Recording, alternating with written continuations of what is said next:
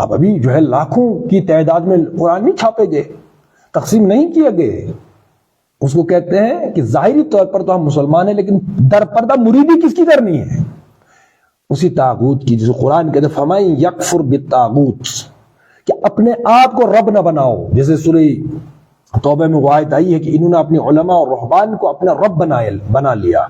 پھر جو عدی بن حاتم، وہ جو عیسائی تھا پہلے، جب انہوں نے اسلام قبول کیا تو من جملہ اور سوالات کے بھی رسول اللہ صلی اللہ علیہ وسلم یہ سوال کر بیٹھے کہ ہم نے، اب وہ اس آیت کا مطلب کیا سمجھے تھے؟ انہوں نے کہا کہ الزام ہے ہم پر کہ ہم نے اپنے احبار اور رہبان ان کو اپنا رب بنا لیا، یعنی ہم نے ان کو اپنا خدا بنا لیا، ہم ان کی عبادت کرتے ہیں، پوجتے ہیں، سب کچھ. یہ تو الزام ہے، ہم نے ان کو کب پوجا، کب خدا بنایا؟